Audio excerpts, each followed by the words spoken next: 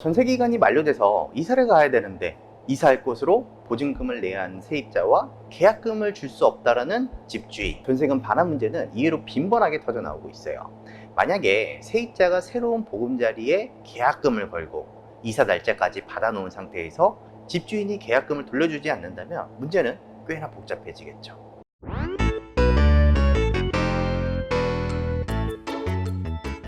이런 경우를 예방하고자 집주인한테 계약이 종료되기 3개월 전에 우리는 계약 연장을 하지 않을 거예요 라고 이렇게 통보를 해두고, 통보 방법은 꼭 증거 자료로 만들어 두셔야 됩니다. 일반적으로 문자를 남기거나 전화 통화를 하면서 녹취를 하는 거죠. 이런 문제가 있을 수도 있어요. 집주인이 핸드폰 번호가 변경이 돼서, 근데 이런 경우에는 집주인은 나는 문자를 받지 못했다 이래버리면 증명할 방법이 없기 때문에 반드시 문자는 집주인이 답변을 받았다 라는 이런 답변을 함께 보관해 두시면 좋고요. 요즘에는 핸드폰에 어플리케이션을 설치를 하면 통화 녹취는 쉽게 할 수 있어요. 그 내용을 잘 보관을 해 두는 거죠. 그러니까 내용 증명을 잘 안 보내기도 하는데, 그 이유는 내가 내용 증명을 보낸다? 뭔가 좀 딱딱해집니다. 그러니까 분위기가 어색해질 수도 있죠. 예를 들어 추후에 내가 양해를 구하고 싶을 때 집주인이 괘씸해서 안 해주는 경우도 있기 때문에 유두리 있게 하는 거죠. 예를 들어서 계약 한두 달 전에 우리도 새로운 보금자리를 알아보고 계약을 해야 되니까 전세금의 10%는 계약금을 주셨으면 합니다. 이렇게 양해를 구하는 겁니다. 계약금의 10%를 법적으로 집주인이 줘야 된다 이렇게 명시되어져 있는 건 아니에요. 강제할 수도 없어요. 보통의 경우에는 전세 가격이 올랐을 경우에 전세금을 올려주세요. 집주인은 세입자에게 요구할 거 아니겠습니까? 이때 집주인은 세입자가 전세금을 올려서 계약할 이사가 없다면 하루라도 빨리 세입자가 나가고 올린 전세금을 받길 원하지 않겠습니까? 이때 새로운 집을 구할 계약금 10%를 줄 테니까 나가서 알아봐 이렇게 하는 거죠. 그러니까 경제적 여유가 있는 집주인의 경우에는 가지고 있는 현금을 주기도 합니다만, 대부분의 집주인들은 집을 내놓고 나 이 집 계약하겠다는 세입자가 있으면 새로운 세입자에게 계약금을 받고 받은 계약금으로 10%를 주긴 합니다. 이 과정에서 우리는 하나를 유추해 볼 수 있겠죠. 집주인의 경제 상황에 따라 다르겠지만 계약금 10%를 선뜻 주지 못하는 집주인이 있을 수도 있고, 집이 나가면 돈을 주겠다라는 집주인이 있을 수도 있어요. 가장 안전한 방법은 이사하기로 마음을 먹었다면 내가 살고 있는 집이 계약이 되고 새롭게 이사할 집을 알아보는 것이 가장 좋습니다. 특히 집이 나가면 돈을 주겠다는 집주인은 나중에 집이 나가지 않았을 경우에 보증금을 받기가 어려울 수도 있기 때문에 그래요. 당연히 계약이 종료되면 집주인은 전세금을 줄 거라고 생각을 해서 새로운 보금자리를 선뜻 계약할 수도 있어요.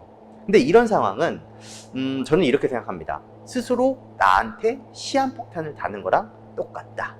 새로운 보금자리에 집의 계약금을 여유자금으로 계약까지 했는데 집이 나가지 않아서 집주인이 줄 돈이 없다면 내가 나한테 시한폭탄을 터뜨리는 거랑 똑같은 상황이라는 거예요. 물론 경제적인 여유가 돼서 보유하고 있는 현금으로 미리 돈을 땡겨서 대체할 수는 있겠지만, 그렇지 못한 경우에는 대출이나 혹은 새로 계약한 곳에 전세금을 주지 못해서 계약 불이행으로 계약금까지 다 날릴 수 있는 상황이 발생될 수도 있어요. 세입자의 입장에서는 집주인은 정황상 전세를 줬다면 다주택자일 가능성이 높고 집을 담보로 은행에 대출을 받아서 주면 되지 않냐 이렇게들 많이 이야기를 하시는데, 결론부터 말씀을 드리자면 정부가 집값을 잡겠다고 부동산 정책을 펼치면서 오히려 다주택자일수록 대출은 힘들어졌고요. 부동산과 관련된 대출은 거의 다 막혔다고 보면 됩니다. 그러니까 집주인도 담보로 잡고 전세금을 내주고 싶지만 그렇지 못하는 상황이라는 거죠.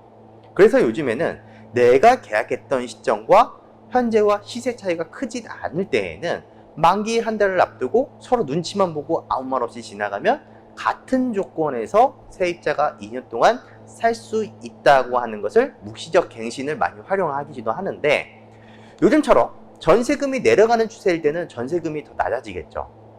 그런데 묵시적 갱신을 통해서 진행을 한다면 과거와 동일한 전세금으로 살아야 됩니다. 그래서 전세금이 떨어지고 있는 동네의 경우에는 집주인의 입장에서 세입자가 조용히 넘어갔으면 좋겠다라고 생각하고 계시겠죠. 이렇게 묵시적 갱신이 되면 집주인은 그 세입자 보고 앞으로 2년 동안 나가세요 라는 말을 못하게 됩니다. 그러니까 묵시적 갱신이 된 이후라도 세입자는 중간에 나가고 싶으면 3개월 전에 집주인에게 통보해주면 나갈 수 있게 되어져 있어요. 그러니까 계약 기간이 만료돼서 묵시적 갱신이 된 상황이라면 시세에 비해서 비싼 전세금을 내고 있다라고 생각이 된다면 그냥 3개월 전에 집주인에게 말하고 나가면 되고요. 그게 싫으면 지금 시세에 맞도록 재계약을 요구하고 낮은 전세금을 적용받을 수도 있다는 거죠.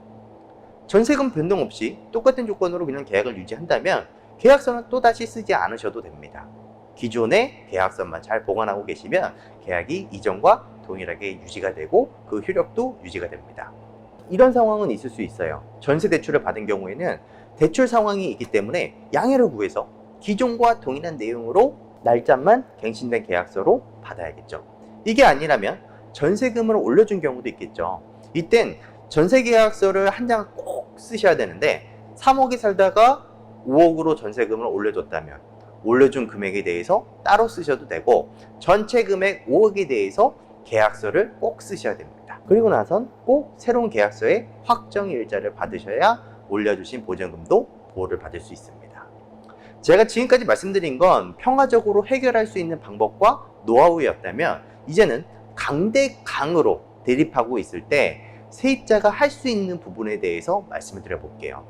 전세보증 반환보증에 대해 가입하는 건 영상을 통해서 제가 너무 많이 말씀을 드렸기 때문에 이 부분은 다른 영상으로 대체를 하고 전세보증보험에 가입하지 않았을 경우 전세금을 돌려받기 위한 다양한 방법들에 대해서 지금부터 알려드리겠습니다. 자, 첫 번째는 내용 증명이에요. 나는 계약을 연장할 의사가 없다라는 것을 최소 1개월 전에는 집주인에게 통보를 해줘야 됩니다. 집주인이 미리 준비할 수 있도록 3개월 전에 이야기하는 것을 굉장히 권장을 해드리는데 통화 녹취나 문자로 남겨둬도 증거자료로 충분히 활용할 수 있지만 불안하다면 내용 증명을 보내서 정확한 의사표현을 했다는 것을 증명을 할 수도 있습니다. 근데 이렇게 다 했는데도 불구하고 새로운 세입자가 들어오지 않아서 계약 종료된 날짜에 보증금이 반환되지 않는 상황이 올 수도 있어요. 난 정해진 날짜에 나가야 되는데 내가 다른 곳으로 이사를 가버리게 된다면 대항력과 우선 변제권이 없어질 수도 있죠. 그래서 자유롭게 주거를 이전할 수 있는 기회를 보장하기 위해서 임차권 등기 명령 제도라는 것이 있습니다.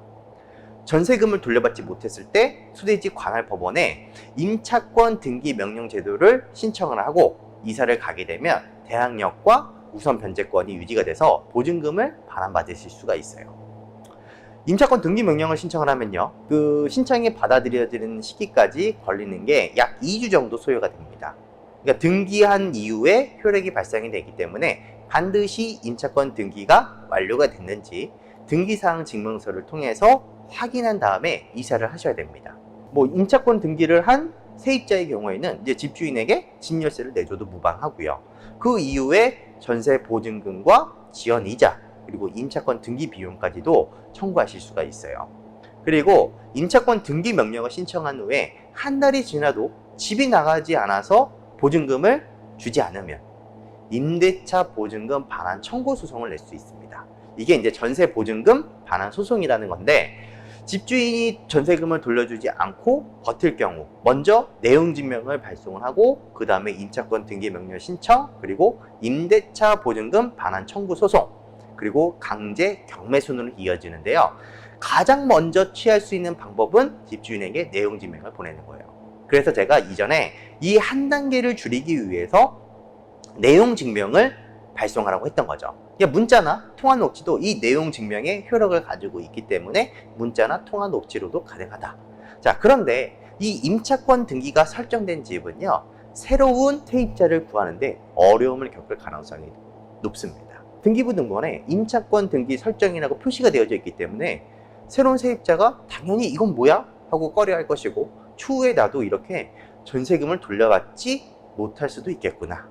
이런 생각에 계약을 진행을 안 하려고 하겠죠. 그래서 임차권 등기로도 반환이 늦어진다면 세입자는 전세 보증금 반환 청구를 통해서 돌려받아야 됩니다.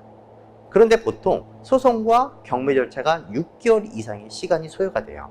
그래서 이때 민사조정 신청과 지급 명령 신청 이런 약식 절차를 이용하면 빠르면 한 달, 늦어지면 2달 안에 경매를 진행할 수도 있는데 문제는 집주인들이 가만히 있겠습니까?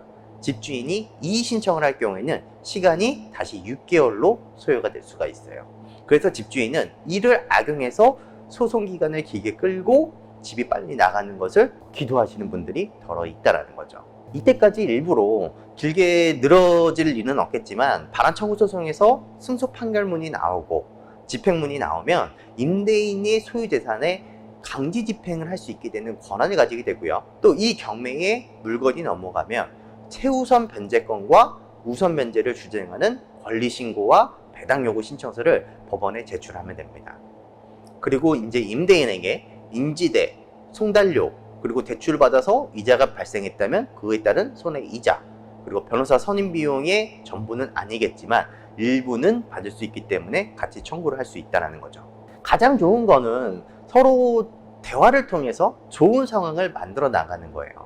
강대강으로 맞붙게 되면 양쪽 다 손해고, 또 대출을 받아서 이자를 내야 한다면 양쪽이 같이 손해를 보는 것이 아니라 세입자가 더 안 좋아지는 상황이 만들어질 수도 있습니다. 가능하다면 새로운 보금자리를 미리 알아보되 내가 살고 있는 집이 나간 이후에 알아보는 것이 더 좋고, 전세금 반환보증보험도 전세 계약이 끝난 후 1개월이 지나서 전세 반환보증보험을 청구할 수 있습니다. 이 말은 전세 계약이 종료된 한 달 이후에도 보증금 반환을 받지 못할 수도 있다.